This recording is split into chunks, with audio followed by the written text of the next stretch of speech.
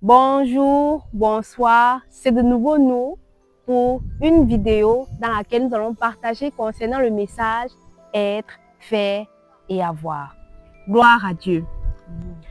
Sœur Esther, bonsoir. Bonsoir ma sœur Michel. C'est avec un cœur rempli de joie que nous sommes ensemble de nouveau ce soir pour échanger avec nos frères en ligne sur cette parole que le Seigneur nous a donnée. Sans plus tarder, je vais te laisser la parole afin que tu puisses dire ce qui te vient à cœur à chacun de nos internautes qui nous suivent à cet instant. Oui, ma joie est également partagée avec vous et j'espère que cette joie également est la tienne. Vraiment, je suis en joie chaque fois que je me retrouve sur cette plateforme pour partager sur nos expériences en Christ et sur le livre Être, faire, avoir, qui est depuis un certain nombre de temps l'objet de ces vidéos, de ces études. Encore, ma joie est très grande pour toi, mon frère, qui m'écoute, et pour toi qui te joins à nous pour la première fois. Vraiment, sois béni et bienvenue dans la famille. Ce soir, comme à notre habitude, nous allons partager concernant le livre Être, faire, avoir. Les semaines dernières, nous avons terminé avec les différentes parties concernant Jésus-Christ, la maquette parfaite de Dieu. Et aujourd'hui, nous allons nous intéresser à un point vraiment qui est un peu déstabilisant au début. Il s'agit de la partie mourir. Maman Esther, lorsque nous entendons ce titre mourir, à quoi est-ce que selon toi ça renvoie d'abord? Mourir, merci ma soeur Michel, mourir pour moi c'est en quelque sorte s'abandonner, renoncer à soi-même. Parce que là, quand on est mort, même sur le plan physique, on n'a plus de capacité, on ne peut plus se défendre, on ne peut plus être influencé par le monde, par ce qui nous environne. Je pense que c'est à ça que le Seigneur nous appelle pour d'entrée de jeu, c'est s'abandonner, abandonner ses capacités, abandonner ses forces, abandonner ses propres moyens pour se soumettre à quelque chose de plus grand. Je pense que c'est ça, la mort en soi. Merci beaucoup pour ce point de vue qui est intéressant. Pour ma part, lorsque j'ai lu cette partie, j'ai été vraiment bousculée parce que ce titre est un peu particulier. Mourir, je me demandais à quoi est-ce que ça peut bien renvoyer. Et maintenant, dans ma lecture, ce que j'ai pu constater, c'était véritablement un appel à la séparation. Mais je voudrais que ce soir, tu nous en dises un peu plus. Lorsqu'on parle de séparation avec soi-même, de séparation avec les choses du monde, avec le monde, à quoi est-ce que ça renvoie de manière concrète, de manière pratique? Oui, la séparation avec soi-même, avec le monde, ça nous renvoie à un engagement réel et vrai avec Dieu. Parce que on a souvent tendance à croire qu'on peut servir Dieu et en même temps trouver son compte dans le monde. Et la Bible nous dit que tu aimeras l'Éternel ton Dieu de tout ton cœur, de toute ton âme, de toute ta pensée, de toutes tes forces. Le Seigneur est en train de marquer là l'appartenance qu'il attend de ses enfants. C'est-à-dire quoi? Lorsque le Seigneur Jésus-Christ vient dans une vie, il devient le Seigneur. Et c'est pour ça qu'on l'appelle le Seigneur. Un Seigneur, c'est celui qui a pris les rênes dans une vie, qui peut te dire lève-toi, tu te lèves, assieds-toi, tu t'assois, arrête, tu t'arrêtes. En fait, qui te conduit. Qui te conduit. Donc, je pense que mourir, c'est s'abandonner. Il s'agit ici de s'abandonner à Christ. Pour que maintenant, par la résurrection de Christ, par ce qu'il nous propose, nous puissions entrer dans une nouvelle vie.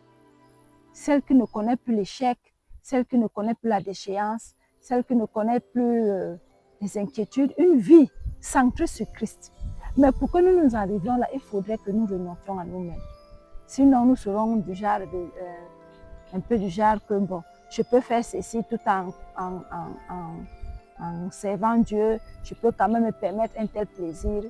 Ça ne nous donne plus d'être réellement ce chrétien-là que le Seigneur désire. Donc, il y a un point de séparation qui doit être fait. Et ça part de notre volonté. ça part d'un engagement réel, vrai. Parce que le Seigneur ne force personne. Il te propose, si tu es d'accord, tu te lances avec lui. Si tu n'es pas d'accord, et puis il ne force personne. Donc, il s'agit de ça. Merci beaucoup pour cette explication. Si je peux me permettre, bien sûr, de revenir sur 2 points qui m'ont personnellement marqué, je me permets de les relire.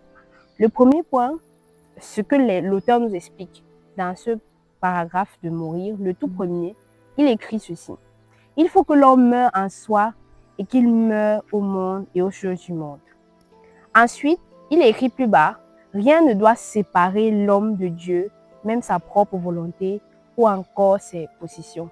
Lorsque j'ai lu ces 2 petits extraits, j'ai été marquée par une chose, c'est que cette séparation que le Seigneur demande auprès de ses enfants, c'est appel à un niveau de confiance non atteint précédemment. Je m'explique. C'est-à-dire que cet abandon dont tu as parlé précédemment demande à celui qui s'abandonne de faire confiance à Dieu plus qu'il ne l'avait fait par le passé et plus que ce qu'il ne pouvait même penser par lui-même. J'aimerais savoir ce que toi, personnellement, tu en penses. Ma sœur, je crois et je sais que c'est vrai. Le règne de Christ est spirituel. Et le Seigneur est venu avec une nouvelle loi. Une loi supérieure à la loi humaine, à la loi des hommes. Et le Seigneur dit également qu'il recherche les adorateurs qui vont le servir en esprit et en vérité. Donc, quand nous parlons aussi de la séparation avec la chair, avec soi-même, il s'agit de cette séparation pour entrer en esprit avec le Seigneur. Ma sœur Michel, crois-tu que nous pouvons servir le Seigneur avec nos capacités, avec nos moyens, notre intelligence? Je pense que ça ne peut pas être possible. Parce que avant que nous ne rencontrions le Seigneur, l'homme agissait par ses capacités, par ses moyens. Et chaque fois, on se retrouvait qu'on est dessus, qu'on n'arrive pas, on ne parvient pas à ses objectifs, on n'arrive pas à atteindre l'excellence.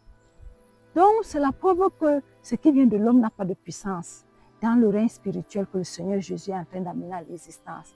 D'où la nécessité de s'abandonner, de mourir à l'ancien homme, de mourir à ses capacités propres pour maintenant se soumettre à la volonté parfaite de Dieu, pour être maintenant citoyen de cette nouvelle société spirituelle que le Seigneur Jésus-Christ est en train d'amener à l'existence par son esprit et au travers de sa parole.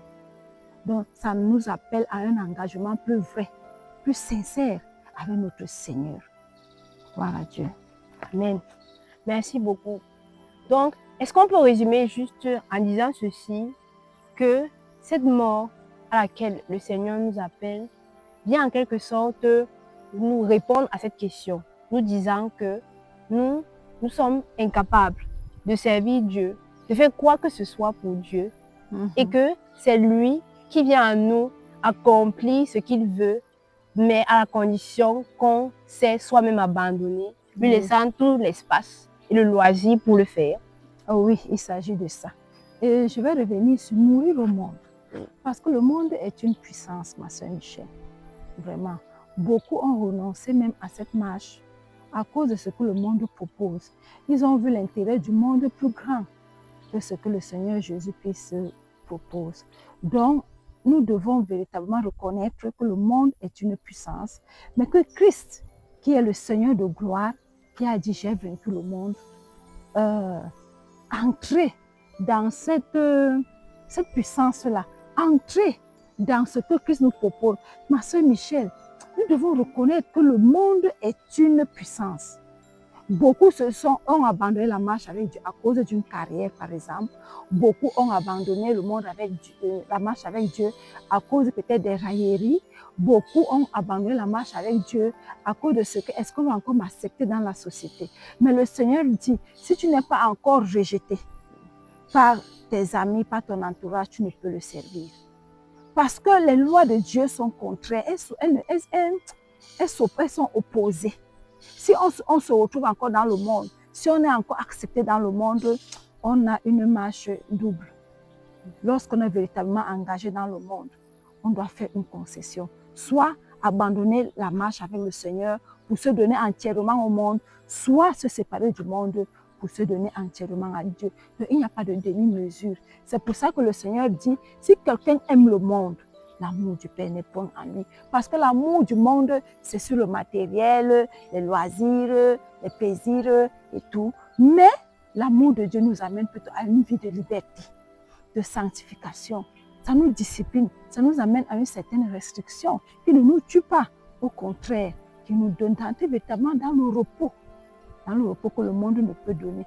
Donc, il y a cette séparation qui est nécessaire lorsqu'on veut véritablement connaître la liberté et être affranchi de la puissance du monde. Le monde est un système qui garde les enfants de Dieu captifs parce qu'on n'arrive pas à faire des concessions, on n'arrive pas à renoncer. On a peut-être quelques intérêts dans le monde. On se dit, si on perd ses intérêts, on va perdre. Mais on ne veut pas se lancer. Parce qu'avec le Seigneur Jésus, on se lance dans l'inconnu, hein, Michel. On se lance dans l'inconnu. C'est la marche par la foi. Le Seigneur ne te dira jamais, hey, je vais te donner une voiture, je vais te donner une carrière, je vais te... Non. On se lance avec le Seigneur par la foi. C'est une marche qui commence par l'inconnu. Et au fur et à mesure qu'on évolue avec le Seigneur, on découvre que ça en valait la peine. Donc, il s'agit de ça. D'accord. Merci beaucoup pour cette explication. Pour juste soutenir ce que tu viens de dire, je vais juste lire une référence qui est donnée dans le livre. Il s'agit de Jean au chapitre 12, versets 24 et 25. Il est écrit ceci. En vérité, je vous le dis, si le grain de blé qui est tombé en terre ne meurt, il reste seul. Mais s'il meurt, il porte beaucoup de fruits. Celui qui aime sa vie la perdra, et celui qui est sa vie dans ce monde la conservera pour la vie éternelle. Merci encore beaucoup pour ce que tu nous as accordé de comprendre ce soir. Et nous sommes bénis richement par ces paroles. Est-ce que tu as quelque chose à dire en guise de conclusion à ceux qui nous écoutent? En guise de conclusion, je peux dire à nos bien-aimés qui nous écoutent de se lancer dans cette marche. Et je les encourage également à aller retrouver notre littérature, cette littérature, le livre Être, faire, avoir, qui est dans la version numérique, et d'aller lire vraiment ce livre, cet ouvrage qui est vraiment très, très, très, très édifiant et qui va davantage nous éclairer sur ces séparations-là que le Seigneur appelle ses enfants. Je t'encourage, mon frère, ma soeur, toi qui nous suis, à lire ce livre vraiment et de nous revenir au travers des commentaires. Merci encore d'avoir écouté la vidéo jusqu'à cet instant. Bien évidemment, si tu veux avoir la version numérique, tu peux la voir en description de la vidéo. Et nous te disons à la prochaine. À la prochaine.